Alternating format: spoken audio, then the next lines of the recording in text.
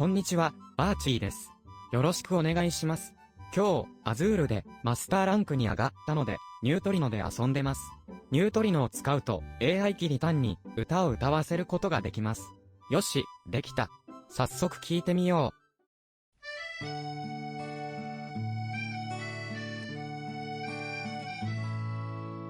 引っこ抜かれてあなただけについてゆく。今日も運ぶ戦う増えるそして食べられる。ほったかされてまたで投げられて、でも私たちあなたに従い尽くします。やっぱり、ニュートリノは、すごいですね。はじめまして、バーチーさん。キリタンが、パソコンの画面から出てきた。こんにちは、トマト大好きキリタンです。よろしくお願いします。こちらこそ、よろしくお願いします。キリタンって、トマトが好きなんですね。トマトと言ったら、どこの国を思い浮かべますか？スペインやポルトガルですね。そういえば、バーチーさんって、スペインに似てますね。国際擬人化漫画、ヘタリアのことですね。確かに、スペイン親分と呼ばれることがあります。ヘタリアは、エスニックジョークが盛りだくさんで、面白いですね。ヘタリアのおかげで、女子高生の世界史の成績が上がったと言われてますね。話がそれましたが、スペイン、ポルトガルを舞台にしたゲームを遊んでみませんか？ゲーム、面白そうですね。トマトの国のゲーム、どのようなゲームなのか、教えてください。それは、アズールです。2018年、ドイツ年間ゲーム大賞を受賞しました。すごく綺麗なタイルですね。どうやって遊ぶんですか？それじゃあ、場所を変えます。キリタン、移動しますよ。わかりました。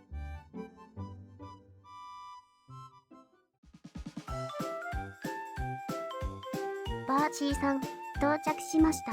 それではキリタン、席についてください。はい、わかりました。アズールはタイル職人となり、エボラ宮殿の壁を美しく装飾することを目的としたゲームです。ちなみに、エボラ宮殿とは、ポルトガル国王マヌエル一世の宮殿です。エボラ宮殿は、調べたけど見つからなかったので、エボラ大聖堂を見ました。アズレージョが見事ですね。私も一度行ってみたいです。タイル職人は一人だけではありません。最大4人までの職人で競い合います。ということは、最も綺麗なアズレージョを作った職人が、ゲームの勝者となるんですね。その通りです。それでは、実際のゲーム画面を見ながら遊び方を教えます。キリタン、もう少し黒板から離れてください。了解しました。これで、画面が見えます。それじゃあ、順番に説明するよ。まずは、左上の袋。ここには5種類のタイルが20枚ずつ入ってる。そして、工房展示ボード。2人戦の場合、5枚使う。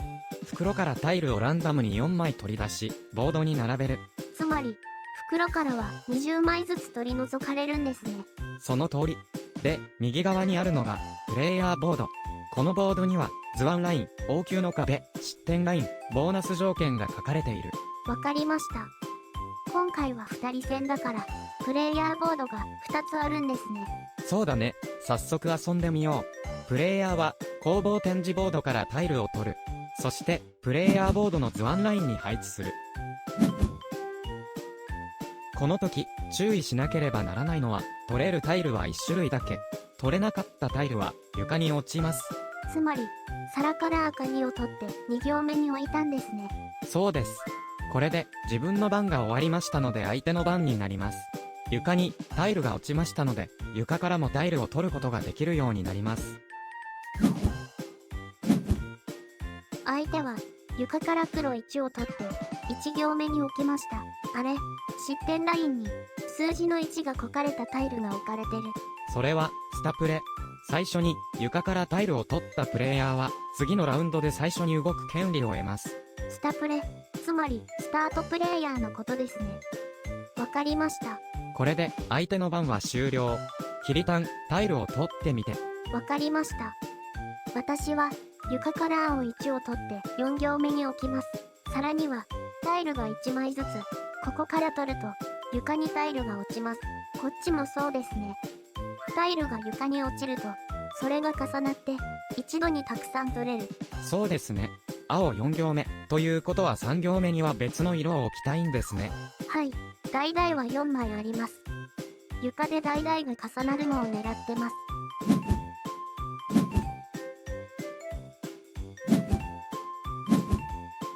相手は赤1を2行目に。あれ、これってチャンスでは、私がこの皿から赤1を取る。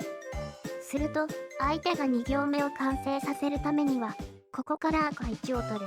床で橙が重なり3枚になるので、次に一気に3行目が完成する。素晴らしい考えだね。早速やりましょう。はい、私は赤1を1行目に置きます。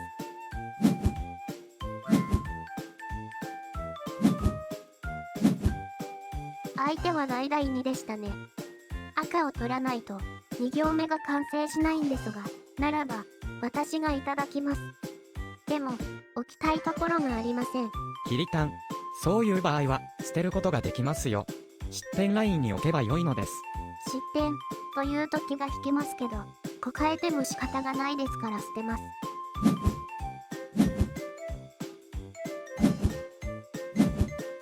相手は黒3を5行目に置きました。私は皿から青1を取って4行目に置きます。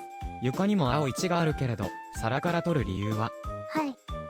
皿から取ると、床のタイルは黒1、白3、青1、橙2になります。相手は橙が1枚で3行目が完成します。2枚にして完成させないようにします。わかりました。それでは相手の番まで見ていきましょう。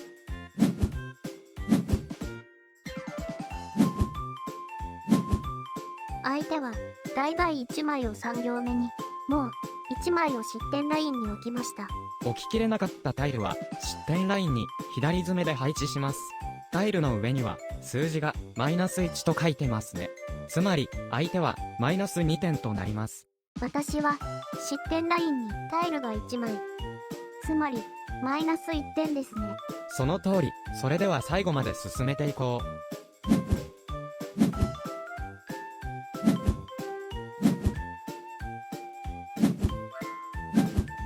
場のタイルがなくなりました。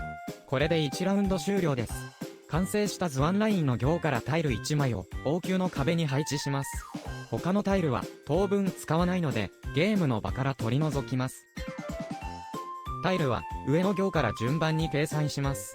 1枚置くと1点になります。2行目はキリタンだけが完成したので相手には得点が入りません。壁にはあらかじめタイルが描かれてますが、そこに置けばいいんですね。その通り、同じように3行目から5行目までの得点を計算しよう。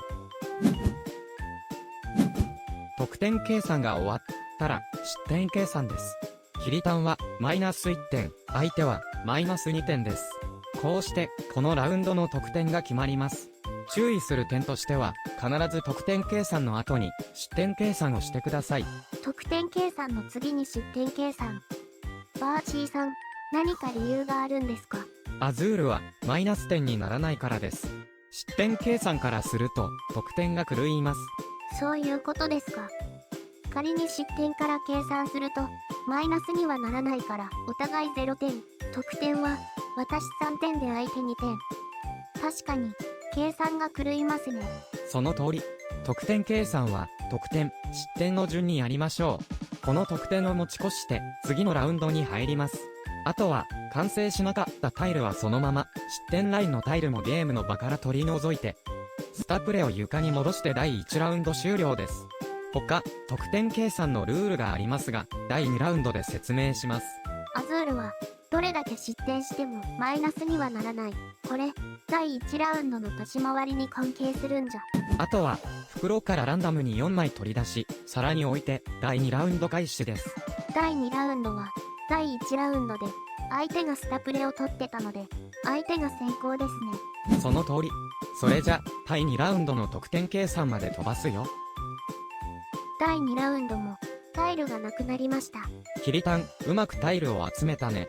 それじゃあ、得点計算をしましょう。上の行から順番に、キリタン2点、相手2点。あれ、今度は2点。第1ラウンドでは1点だったのに。第1ラウンドで、キリタンは赤を、相手は黒を置いてます。そのタイルと接して得点が増えます。今度は2行目です。相手の壁に注目してください。赤を置くことで、相手は縦に3つタイルが並びました。3点です。横に並べるには、最低2ラウンド必要ですが、縦は1ラウンドだけで達成できます。3行目、4行目の得点。キリタンの壁に注目してください。キリタンの橙は、上の赤と並んで2点。キリタンの青は、上の赤、橙と並んで3点。タイルがつながると、得点が伸びますね。あ、得点計算を、上の行から行うのは、そういうことですか。その通りです。縦のつながりの計算が来るので、必ず上から順に計算してください。5行目は、相手の黒が完成してますが、どこにもつながってないので1点。失点計算。相手は、マイナス1に2枚、マイナス2に2枚で、マイナス6点。私、11点。相手、0点ですね。そうか。一つのラウンドだけで縦につなげて得点を伸ばせるのか。で、得点計算は上の行から。ならば、3行目と4行目両方完成しなかったら、3行目の完成を優先させた方が、得点が伸びる。バーチーさん。縦は、一つのラウンドでつなげることができますよね。だったら、縦へひたすらつなげた方が得点が伸びるんじゃ。キリタン、相手の壁を見て。2ラウンド経過しても相手の5行目が完成したばかり。4行目に至っては完成していない。同じタイルを4枚、5枚と集めるのが大変なんだ。なので、横と縦、両方がつながるように意識して、タイルを集めよう。ゲームの終了条件について話しますので、このまま続けてください。了解しました。時は流れ、第5ラウンドの最初です。相手は、縦につなぐことを狙いすぎて、1行目と2行目が完成しないラウンドがありました。第4ラウンドでスタプレを取ってますので、私が先行ですね。白が1枚だけなので、1行目に置きます。バーチーさん。このラウンドで、1行目の壁が埋まりました。第6ラウンドは、どうしたらいいですか？キリタン、それが、ゲーム終了条件です。キリタン、か、相手、壁を1行揃えたらそのラウンドで終わります。わかりました。このラウンドで終わるんですね。できるだけタイルをつなげるようにします。それじゃあ、得点計算まで飛ばします。第5ラウンドのタイルがなくなりました。これより得点計算に入ります。1行目、白を起点に縦2枚、横5枚とつながり7点。2行目、青を起点に縦3枚、横5枚とつながり8点。4行目、橙を起点に横2枚とつながり2点。失点計算。私は失点なし。相手の得点も計算しておきました。で、最終ラウンドなのでボーナス点が加算されます。ボードの右下に書いてますね。壁を1行完成させると2点。1列完成させると7点。そして、壁の色を揃えると10点。キリタンの場合、壁の4行目の白が置ければ達成しました。色を揃えるって難しいですよ。20枚のうち最低でも15枚必要ですから。そうですね。それでは、ボーナス点を加えましょう。私画業ボーナス2つで4点。私が列ボーナス1つで7点。相手が列ボーナス2つで14点。私59点。相手36点。対戦ありがとうございました。キリタン、お疲れ様でした。これで、マヌエル一世も喜んでいるでしょう。ありがとうございます。バーチーさん。今回は、遊び方の説明だったのでカットを多用しましたが、ノーカットで見たい方は、BGA、アズールリプレイ、世界ランキング上位への道をご覧ください。こちらでは、世界ランキング上位を目指すキリタンが、様々なテクニックを使ってます。概要欄にリンクを用意しますので、見ていただけると幸いです。キリタン、遅くなりましたので戻りますよ。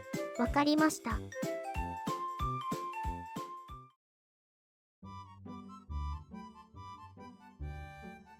キリタン、アズールを遊んでどうでしたか？すごく面白かったです。もっと、アズールが上手くなりたいです。ならば、戦略について教えます。の前に、ゲームデザインについて知る方が良いね。わかりました。ゲームデザインを学んで、アズールを上達させます。